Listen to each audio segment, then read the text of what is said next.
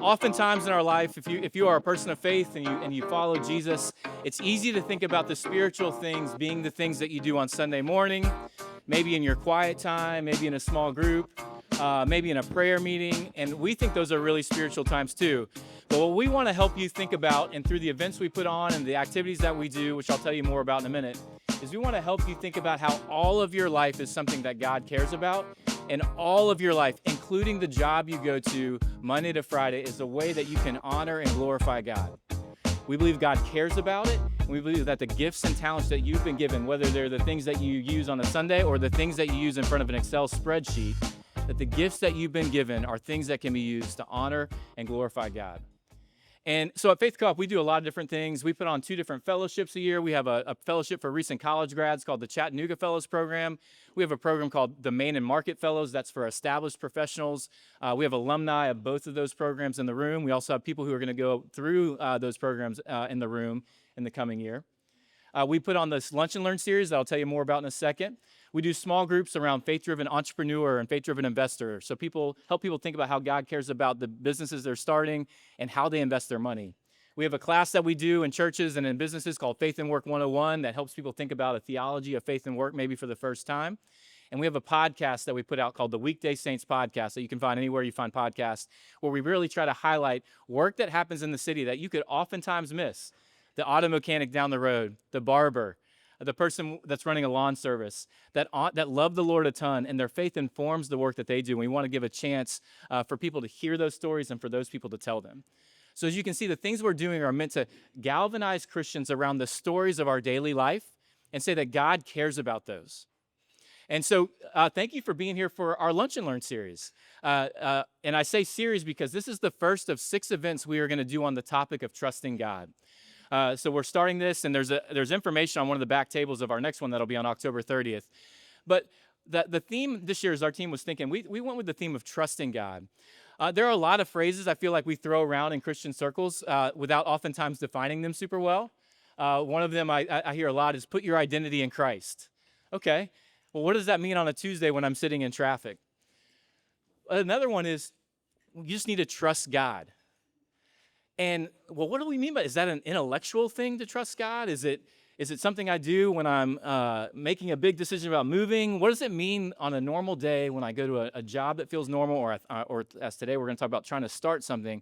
What does it tangibly look like to trust God? There's not always just one verse you can turn to. And so what we want to provide in the events that we do, and today as we talk about starting a business, is give you a place to think and imagine about, in light of what we believe about the gospel, what does it mean to live into those truths in our daily life? What does it look like to actually trust God when I wake up in the morning and when I go about the things that God's called me to do? And so these people, I asked them because they already have it all figured out. They have all the answers for us. And so we're going to leave with all the answers, right? These are 3 folks that I'm excited for you to hear from, that we have had a lot of fun preparing for this event, because what I'm asking them to talk about isn't the thing that they've already figured all the way out yet. It's the thing that they're trying to faithfully do every single day. And it's the same thing that you're trying to do, is faithfully what it means to follow God every single day. And I hope that their stories, even if it's not exactly your story, can be an encouragement to where God has you on your own journey. Does that sound good? So what we're going to do is we're going to have a quick conversation up here. There's a few questions I gave them they had a chance to think about more than maybe what you might ask in a minute. And after we have this conversation, we're going to open it up for the last 15 minutes for you all to have questions that you're thinking about, that they can think about with you. And we're going to do that way. Sound good? So please help me welcome Peter and Veatrice and Hudson to the stage.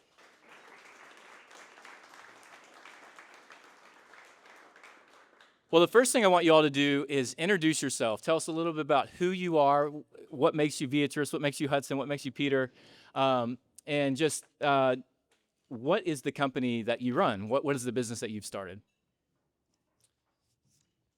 All right, welcome everybody. I'm Hudson Brock.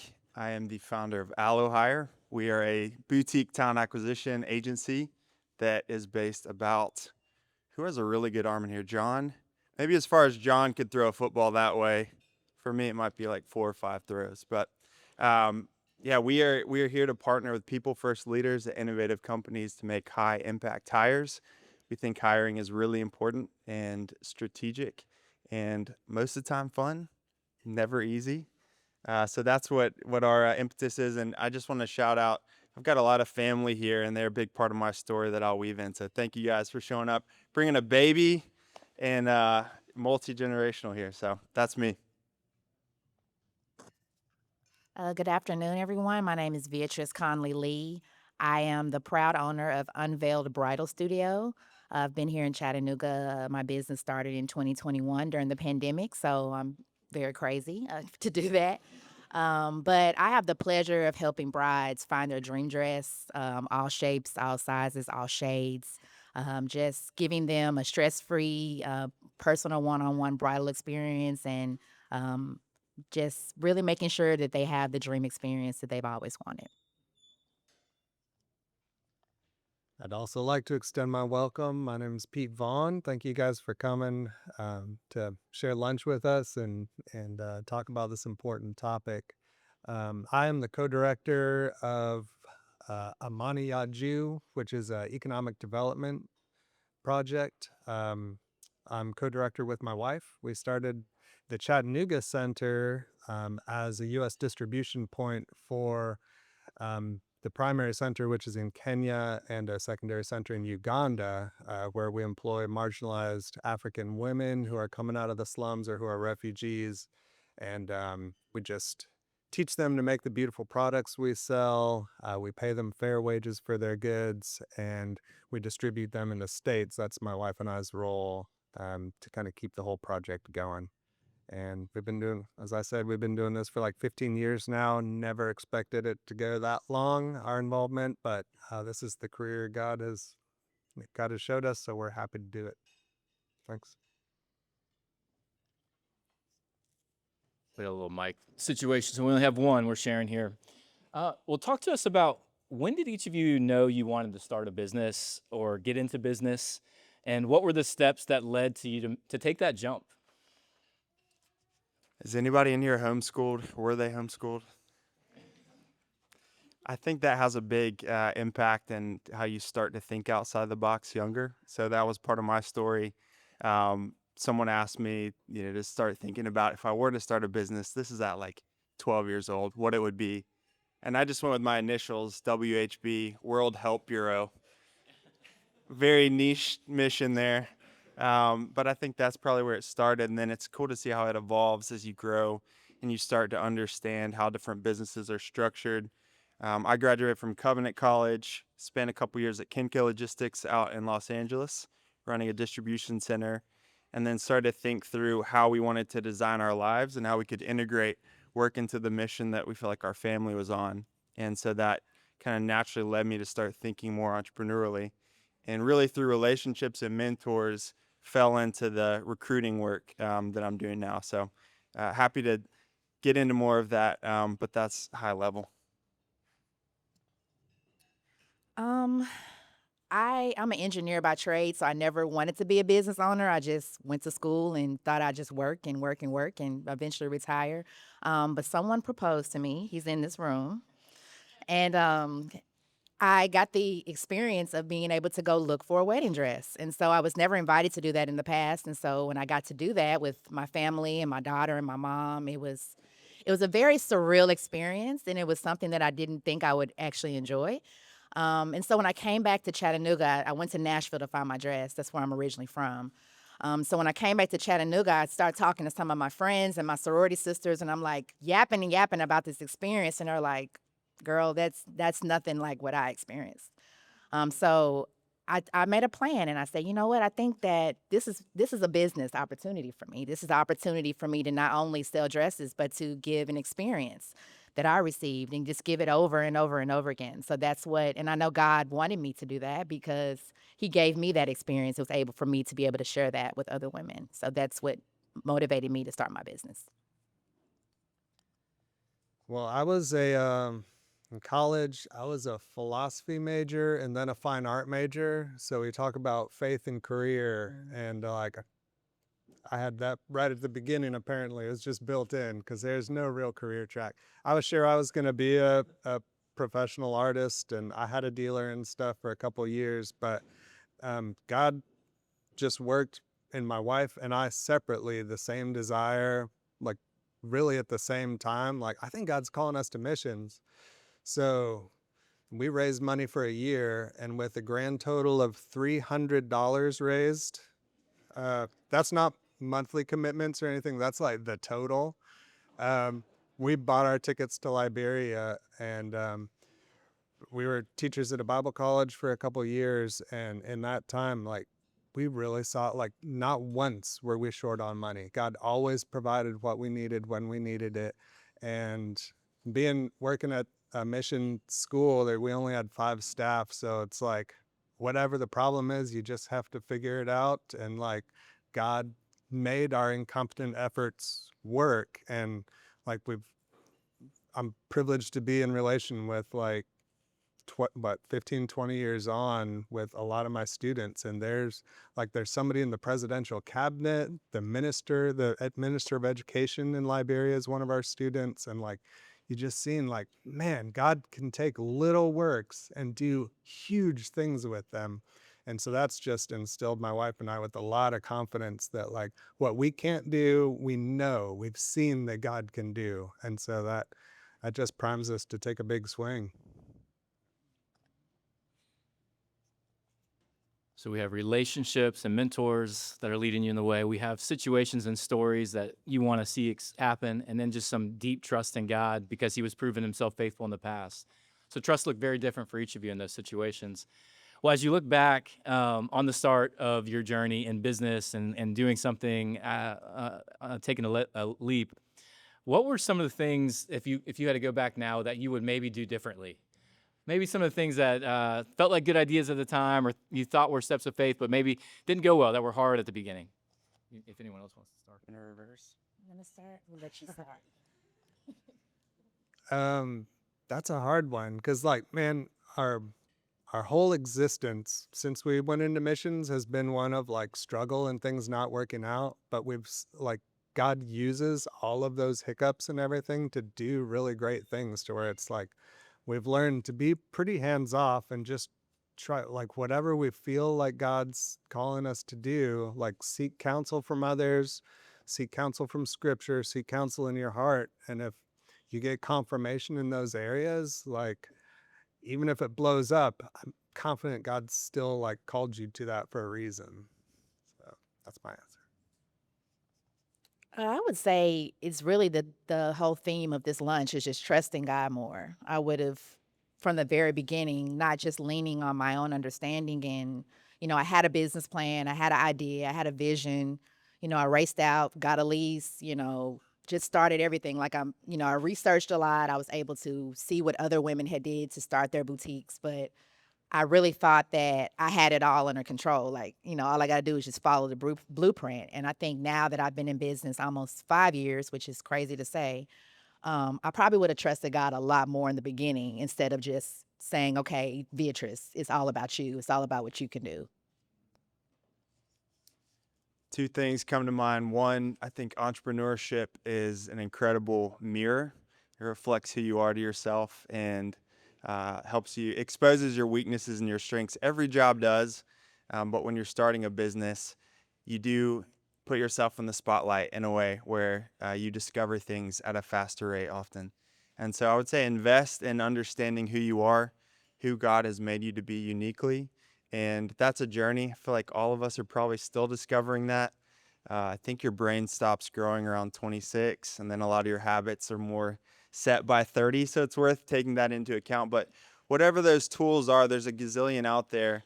I would say start with friends and family who know you and can speak in, and then continue to be curious. Don't just judge yourself like, oh, I'm just bad at this or I'm good at that, but just be curious about why you behave the way you do and take note of that.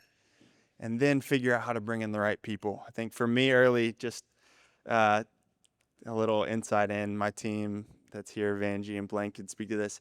Admin and specifically spreadsheets are not my favorite thing.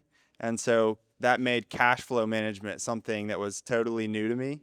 And so for the first couple years, there's a lot of moments where I was like, I wish I had read a couple books or slowed down and talked to a couple more people before, so I felt like there was a firmer foundation for that.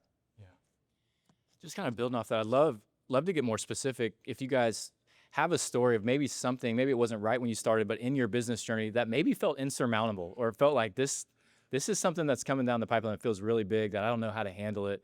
And what did it look like to trust the Lord as you came to those things that do come in the way when we're on those business journeys? Oh gosh. In the beginning, it was funding for me because I had this vision and this dream to start a business, but I had no clue where the money was going to come from. And like I said, it was during the pandemic, so it was just constant no, no, no. Calls back next year. You know, we need to make sure that our current customers and our current clients have the money that they need to keep their businesses going. So it felt personal in the beginning, and then I think that really speaking to my mentors and really speaking to other family members that had started businesses, it was just like it's not personal, it's business. Right. So I think in the beginning, like trying to find funding and then, working behind closed doors and praying and just asking God, where is this money going to come from? It was really heavy in the beginning because I'm like, I have this vision, I have this dream, but I can't let money stop me from doing it. So I was able to work through the SCORE mentor program, and then I was able to go through the Tennessee Valley Federal Credit Union Ideal Leap Grant. And well, actually, I did the loan, but either way, having the mentorship and the relationship with the bank, it ended up working out for me. But it was really heavy in the beginning because I was thinking, okay, I'm gonna have to table this vision. But God pushed through and helped me with that. Yeah. Yeah, I think this might be a theme because money is definitely one of those things that'll stretch your faith. And we started Amani here, and we had a building. Thank God that the Amani Foundation and a local donor helped us buy. But this building, it had like the roof had sunken enough to where it funneled all the water inside the building. So it just had a lot of renovations we needed to do. And then we got a section of it that was dry. So we started operations in that section. And then it's like month to month, like we had a staff. And even though we're a nonprofit, we operate Amani as a sustainable business. And so for about a decade, the first 3 quarters of the year, every single month was just a scramble to make payroll. And I think what we learned in that is that you can't, at least for us, it didn't work to just sit back and let the money stream in. God will provide the money. We learned, though, that if you hustle and look at all your opportunities, are willing to work really hard, like God will bless that. And we've never not made payroll, which in my mind, it's just fills me with so much confidence that like God is with us. He guards us. He's walking with us. He's blessing the work. And that just builds a lot of confidence. All right, quick story time. Beginning of 2020, we're living in Los Angeles. We have one daughter, and we do a marriage workshop in Phoenix, intensive, to try and create shared vision. In that workshop, we really heard God say, move back to Chattanooga, grow your family, which was letting go of some dreams on the West Coast. So we took that leap. The day we got back, we found out we were pregnant, which was crazy. And then within like 2 weeks, we were in play for this house. So I get all excited.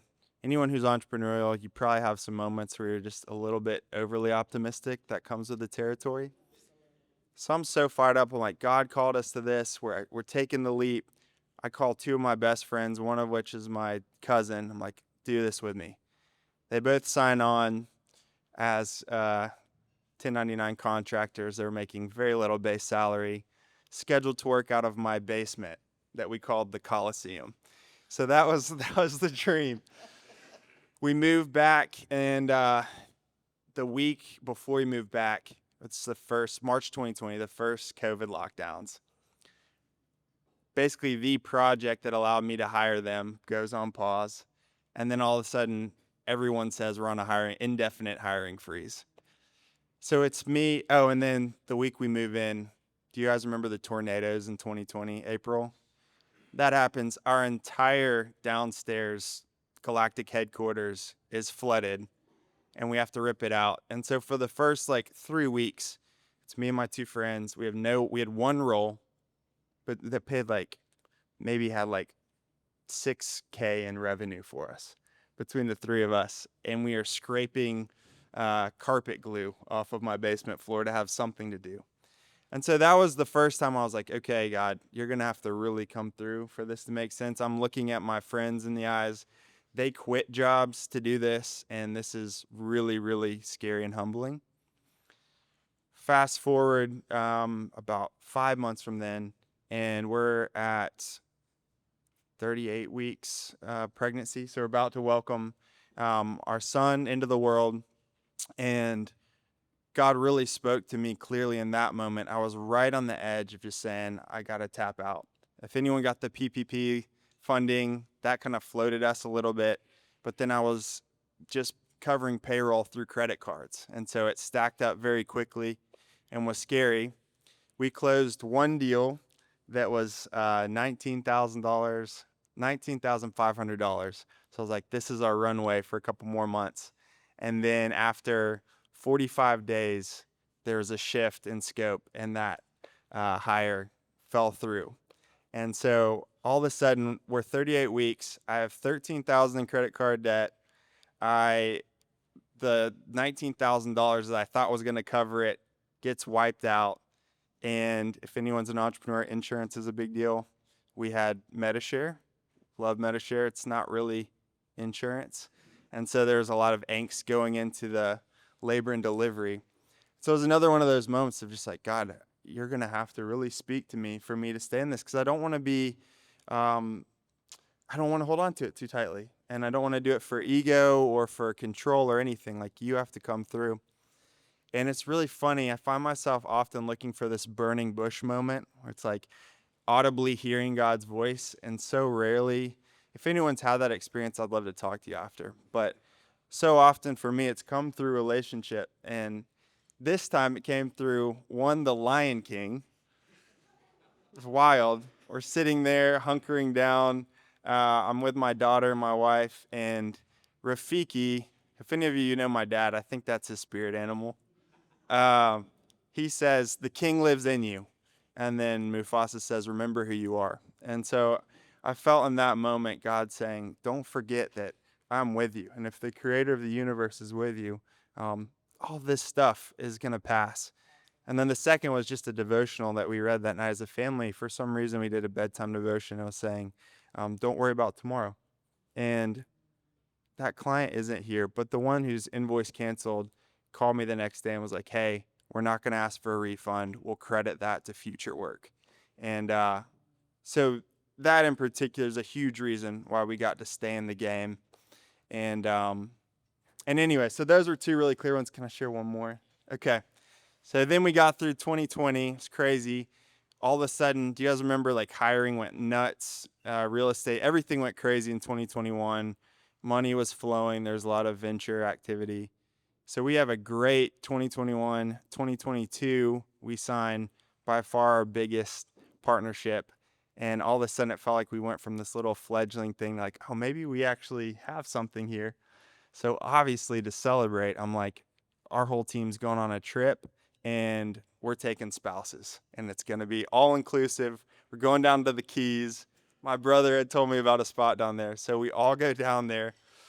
And it was awesome. But going back to the cash flow management thing, I didn't know that sometimes people pay invoices late. Has anyone had that experience? Yes. So you're like, yeah, we got this money coming in. We're good. We're going to go have a steak dinner with the whole team. We got this. And then, no joke, the second to last day, I wake up, get the ding from Gusto, time to run payroll, and we don't have funds to cover payroll. And I'm sitting there, I'm like, this is going to be the most embarrassing thing when I go down there after we did the sunset cruise and say, I can't cover your payroll. And their spouse is there. Like, we're in the same house. There's no escaping it. And so I remember, I've never shared this story publicly, but Nina, my wife, was there with me, and I'm like pulling my hair out. And I was like, y'all go on. I'll be in the room. I'll come out later. I need to handle some stuff. I end up having to get super scrappy. I got some invoices paid earlier. I got one person who we had paid a little bonus to pay it back, and then I was going to pay it back after we got paid. And I just remember in that moment being like, wow, any chance or any moment where you start to feel like I've got it, I hope and pray and believe that God will humble us. And that's relentless pursuit of saying, I'm pulling you back to you're a broken jar of clay. I'm the all surpassing power. And after sitting in that for like 3 hours, the company paid the invoice around lunchtime. So I still made payroll.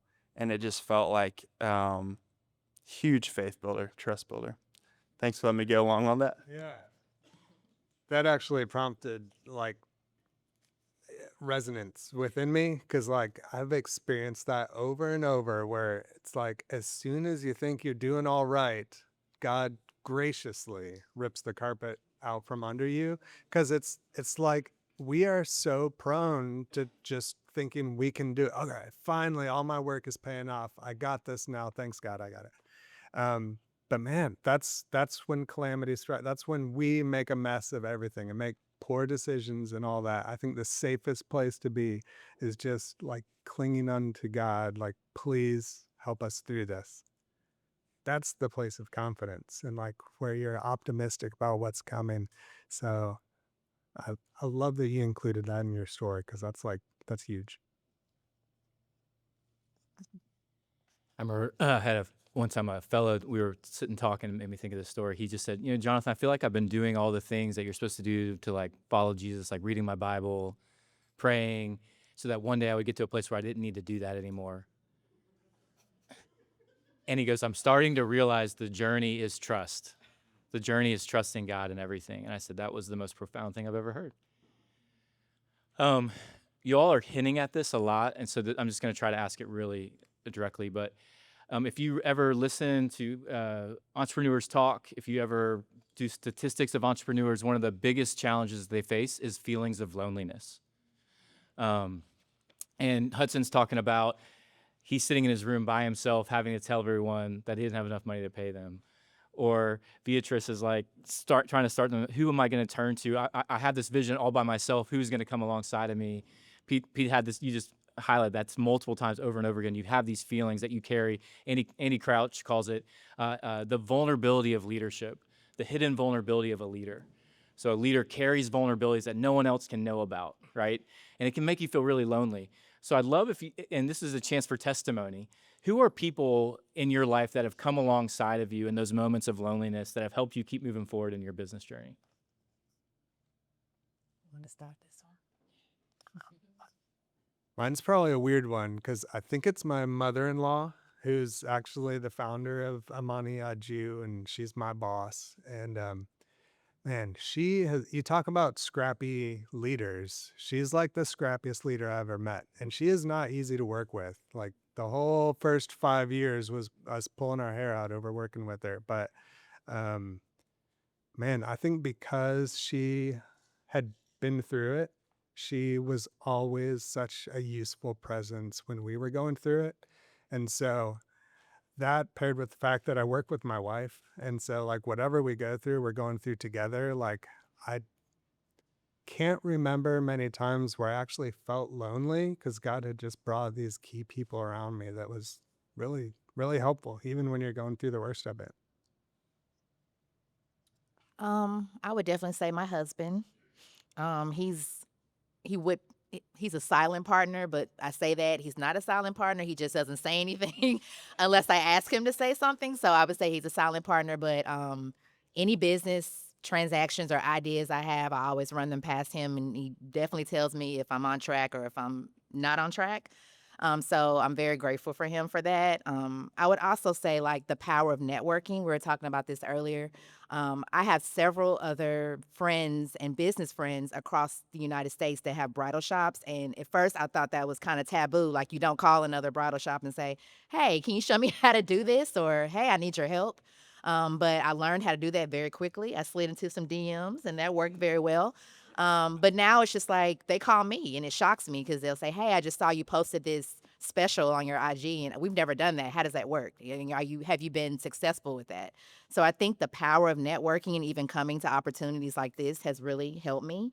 And then I'd probably say my parents. They're my foundation. I've never brought a dream to them or idea or a concern to them that they haven't said, go for it. You're crazy, but go for it. Even when I said I want to go to engineering school, really, go for it. So I'm very grateful for my foundation. Yeah. Yeah, just to echo that, Nina, my wife, has probably seen the most vulnerable moments of imposter syndrome and everything else you go through as an entrepreneur. My family, my mom, my brother have continued to just link arms and always been willing to have conversations about the real stuff. My team, I think we've built a special ability to talk openly that's rare. And so while there's a lot of times I wish I had a co-founder that was really like in the foxhole together with me, I think that it does still feel that way more than most companies with our team.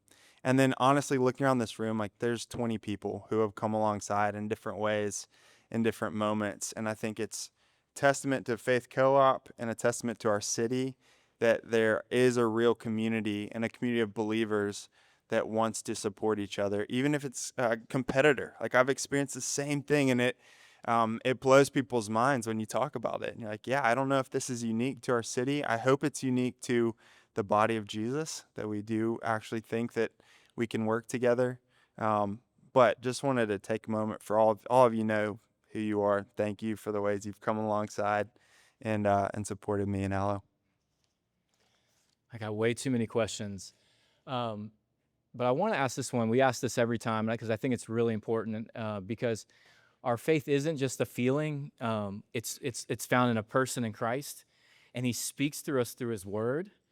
And so I'd love, are there any verses or ideas of who God is that really you cling to in your business and the way that you run your company that you'd like to share with the group that has been kind of an anchor for you in your work? How does Scripture play a role into the things that you do and believe?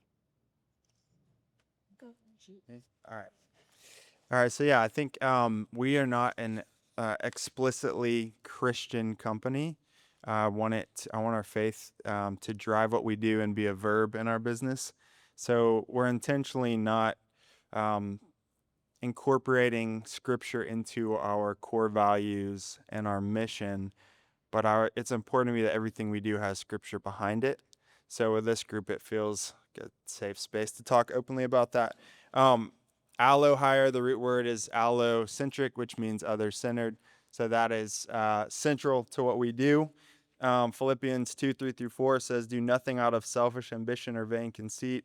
Rather, in humility, value others above yourselves, not looking to your own interests, but each of you to the interests of others. So that is the heartbeat. How do we lift others up? And disclaimer, this has been a journey for me because there's only so many people that you can interact with personally. And this verse the context was to the church, right? And so you have to be wary of trying to do that to all people, especially on LinkedIn. There's gonna be a lot of people that reach out that you don't have the capacity to talk to. So that's been one. And then the second one I wanted to mention, Ephesians 2:10, for we are God's handiwork, created in Christ Jesus to do good works, which God prepared in advance for us to do. So just the core belief that work can be a form of worship, that miracles can happen in the marketplace, and that with each person we talk to, if we can encourage them to believe that and to act on that, that can have a big ripple effect in their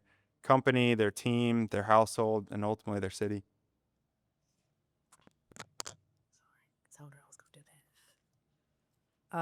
Those are really good. I would say Proverbs 3, 5, and 6. Just trusting God with all your heart, like the hardest times, the hardest moments, when your heart is broken, when it's happy, just trusting him, and then leaning not on your own understanding. I have to tell myself that every day because I just think that I've got it all worked out, planned out. Keep a planner. It's very, it's highlighted perfectly, everything's circled correctly. And so I always think, okay, I'm a week in advance. I've got everything ready to go. Everything's going great. And then boom, something happens. So just leaning not on my own understanding. And then in all of your ways, acknowledge him and he will keep your path straight. Just knowing that if you continue to trust him, you continue to allow him to walk with you and walk ahead of you, walk beside you. Um, that your path will stay straight. And as long as you keep trusting him and honoring him and giving him praise, um, great things will come from that. I think I tend to really latch on to the promises of Jesus, the promises of God that he's given us, and he's given us some incredible ones that if we actually believe them, it will just fill us with so much confidence to go out and try anything because the one who created heaven and earth is with us and he's behind us. And I also wrote down Ephesians 2:10 as one of those promises. Like it's preceded by two whole chapters of Paul emphasizing over and over and over, like God works things according to the guidance of his will, according to his good pleasure. As he wants them, that's how they are. And guess what? I've prepared works for you to do. And so these things are going to happen. And it's like they're mysteries to us, but we get to discover what those things are as they happen, knowing that God has planned this for us. So it will turn out to be good. And there's so much confidence in that. To summarize it in a verse that we've come back to over and over at Amani, it's actually at the bottom of our Christian Principles of Business, which is our like training program for new employees to teach them, all right, this is the ethic of Amani. This is how we operate. The central verse of it is Proverbs 16:3. Commit your works to the Lord and your thoughts will be established. And I don't think that's a magical, God just like, all right, he committed to the world, he committed his works to me. Now I'll establish them. I think he's describing very succinctly how the world operates. If you commit your works to the world, commit your works to God, you're operating in faith. You are seeking his counsel. You're reading your scripture, and you're going about your work for his glory, to please him. And that's the recipe for successful works. Like they will be established if you do that. And you've got God's promise backing it. And so there's some, like John 14 is another one. Like I have prepared a place for you and nothing can shake that. So now you go and do your work and I will bless you through that. And like, there's like these just very sure things that ends with the prayer. Like, if you ask anything in my name, I will do it. If you ask anything in my name, I will do it. It's like he says it twice. And it's such a huge promise that I think if we just grab onto these promises and believe them, it's amazing like what we'll be inspired to do. Not because of our limitations, but because of like God's greatness.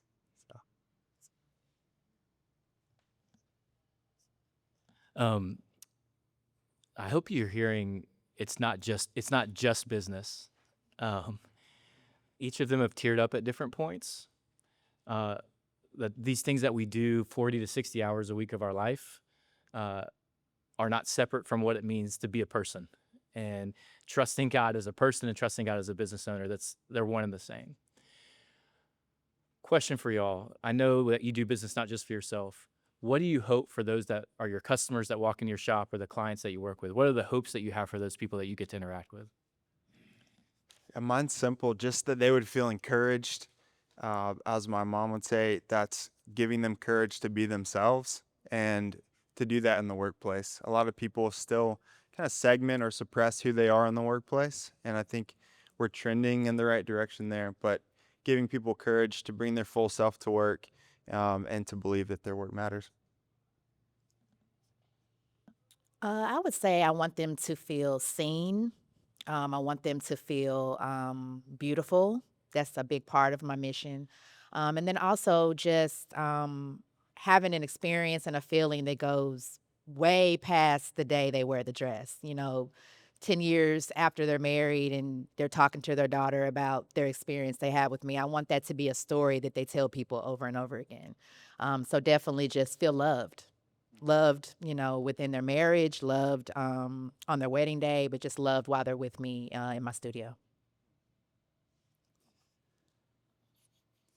I'm privileged at Amani because I get to see every day very starkly how how the economic decisions of our customers actually have huge impact on the lives of people. That like these small decisions of like, oh, I like these dish towels, or I like this apron, like that's actually putting some woman's kid through school.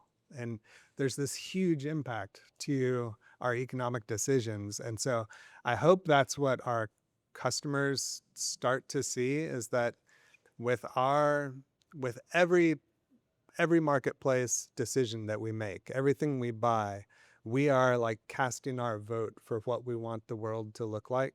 We're building culture through that. Like that dollar you spent is constructing the world in a certain path.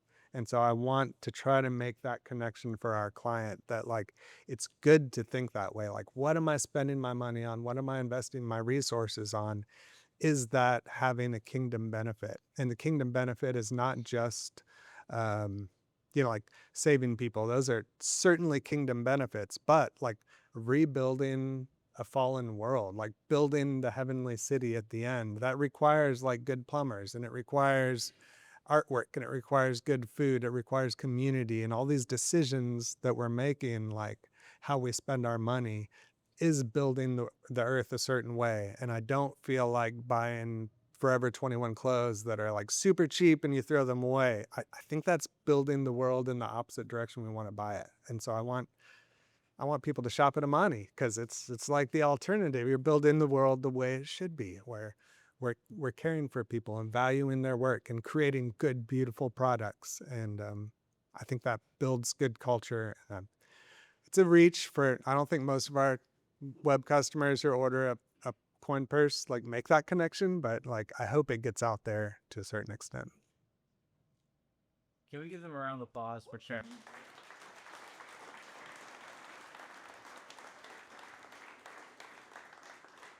Well, we have about 10 minutes. So are there any questions that you all have for them that you'd like them to address? Do you guys utilize any grants sort of thing in their business? And if so, how do we connect with those?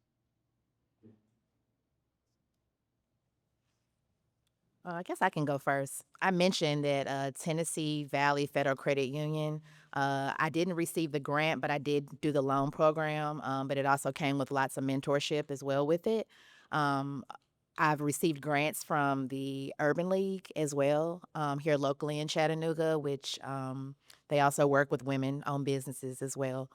Um, I know the grant fishing is kind of difficult. Like when you look online, there's like, oh, here's a grant, here's a grant, here's a grant, and then you apply to it and you get nothing back. But there are a lot of local resources for grants. They're not specific for every business. My business is very niche.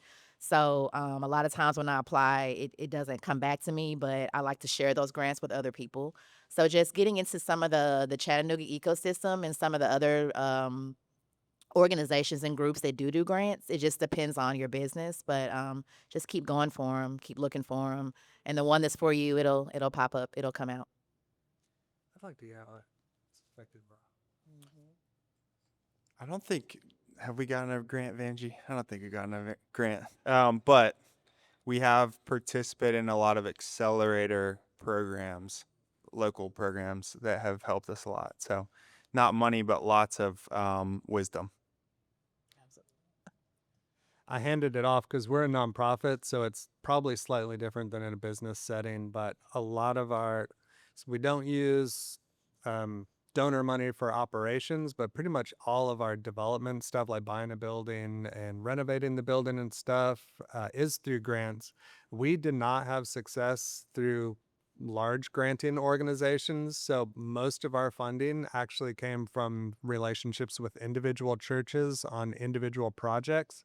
And I bet that could translate to where in a business setting, maybe there's opportunities not to just get one huge grant to fund everything, but from like multiple sources that you have a relationship to, getting smaller portions of money for specific projects that cumulatively can work towards the goal you're trying to achieve.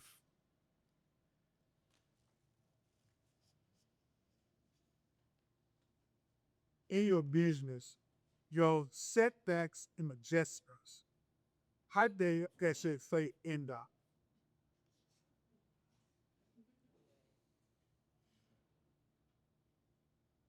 Yes, sir.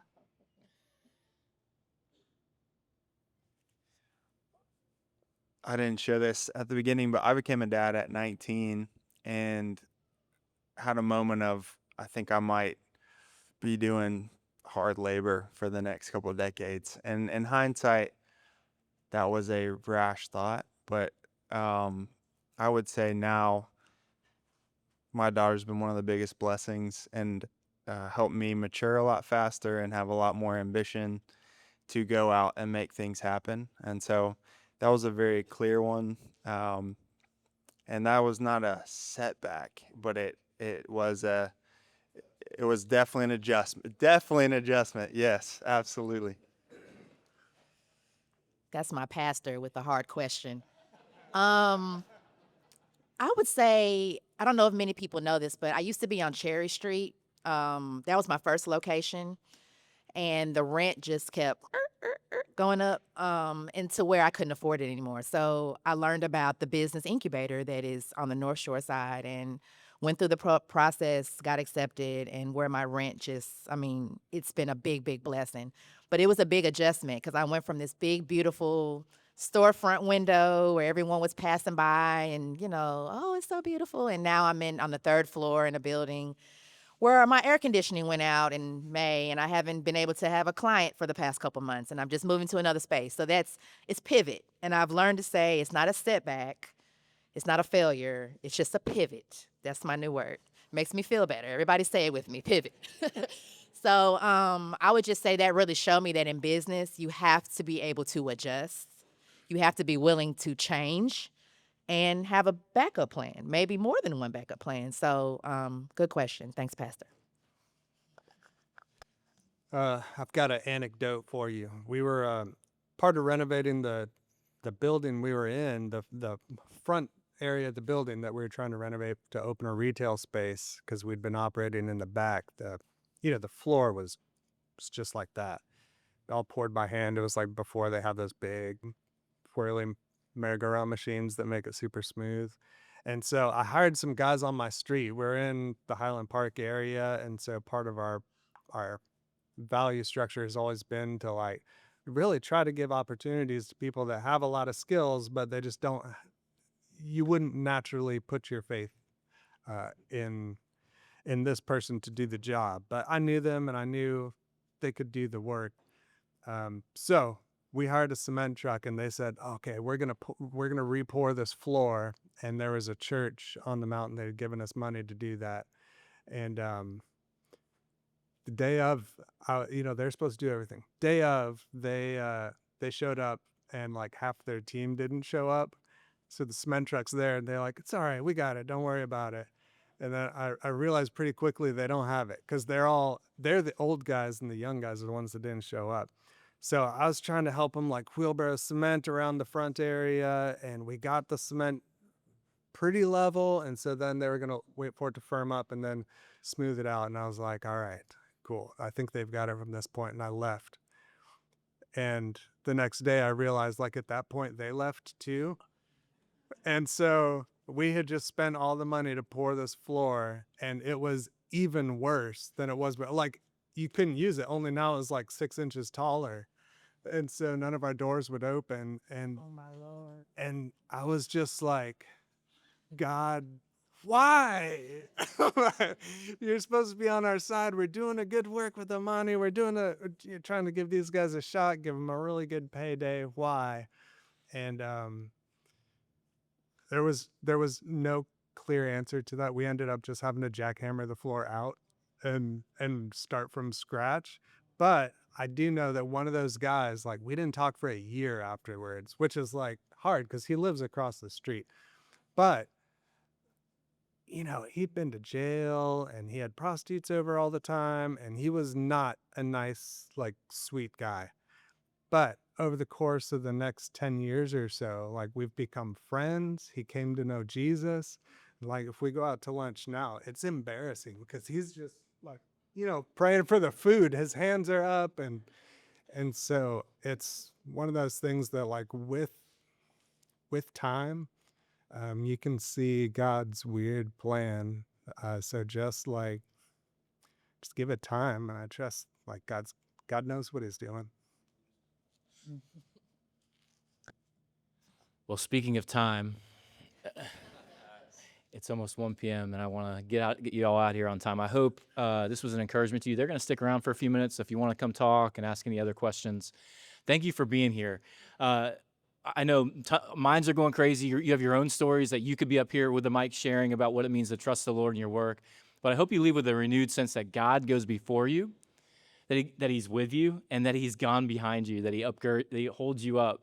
And what a great examples of stories of how God shows up and how He invites us to trust Him every single day. And I encourage you, even the next couple hours of your work day, that you would trust Him in what He has. There are QR codes in different places. I don't know where they're all at. If you want to sign up for our newsletter, there's a QR code if you want to sign up for our next Lunch and Learn on October 30th. We're going to be talking about trusting the Lord when things feel out of your control. So some of you might want to come to that. Some of you, you're like, I got to figure it out.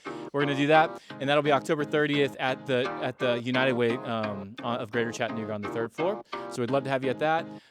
Thank you so much for making time to be with us, and blessings to you as you go out for the rest of your day. Thanks.